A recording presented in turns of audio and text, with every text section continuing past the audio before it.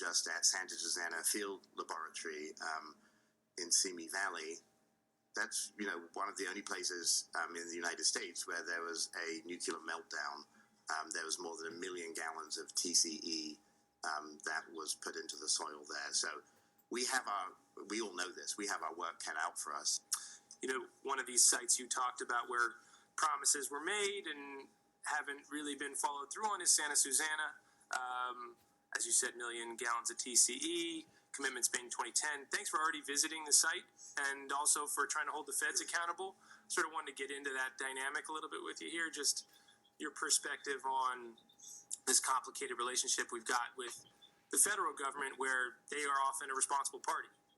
In this case, Department of Energy and NASA, who built our rockets that spilled out all that TCE, along with Boeing or their corporation prior to that, were some of the responsible parties already identified. We made commitments in 2010.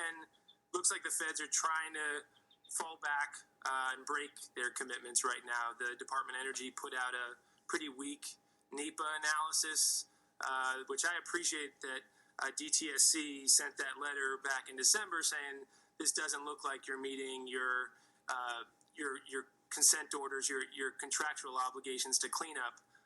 But how do you see things proceeding at Santa Susana, both from a sort of a DTSC, rebuilding that trust with the public that you talked about, and we were supposed to, I think the cleanup timeline was 2017 back in 2010, and it's 2019, and we haven't even got started. So I don't expect you to have a full answer right now, and I know you're still midway through your CEQA process and your environmental analysis incomplete. So maybe the acting director also could comment at the appropriate time. But I just wanted, at a high level, the feds are on the hook for billions of dollars of costs, and they're trying to get out of it completely.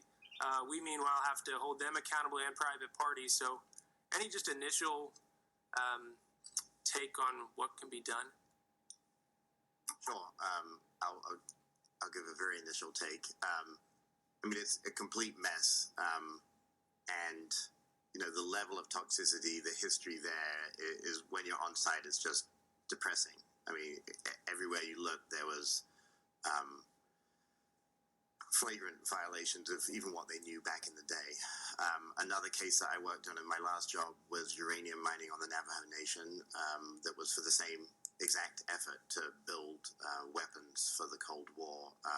And it was important work, but it had a huge toxic legacy. So at Santa Susana, just for the other members that aren't familiar, there's 3 parties. So NASA, the Department of Energy, and Boeing.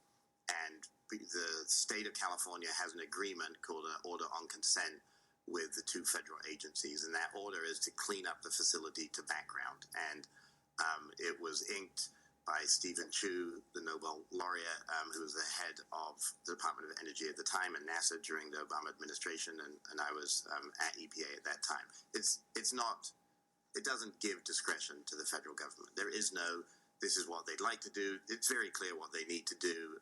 It's a legally compelling document that we can get courts to help enforce. The federal government does not want to pay.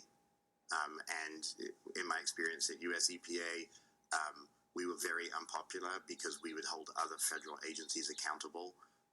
We need, as the state of California, to make sure that the federal government does 2 things. One, does what it says it was going to do, and secondly, pays for what it says it was going to do. Bless you. So it's going to be a struggle because the federal government isn't prioritizing these kind of cleanups, and their goal is if you have a less stringent cleanup standard, and this makes sense to all of us, you pay less to clean it up. So there's a direct correlation between the amount of money they pay and the level of cleanup we receive. And then Boeing has another portion of the site, and we need to make sure they adhere to their obligations, which are also legally binding with us. So all that requires legal work, all that requires people knowing, this is the bottom line, that people know that we are in it, we are serious, and we're not going to walk away from the project, and we're not going to allow others to walk away from their commitments.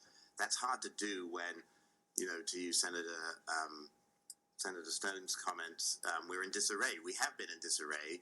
We're working every day to make a decision to move the agency back into health, back into a place where we're running properly. But retooling, working out what the budget is, and holding very large, sophisticated polluters accountable is really difficult. So we need to put some stuff behind us. We need to move past that era of disarray into an era of, we've got a few issues that we're solving together. This is what they are. This is how we're doing them, at the same time as working to clean it up. We met with families that live around the site. There's migration off-site from that facility to communities, and it was really emotionally devastating. Just moms talking about their young kids that have cancer, there's a very real and personal face to all these sites, and we can't ignore that. At the same time, we need to be rigorous and disciplined and diligent in our approach to solving it.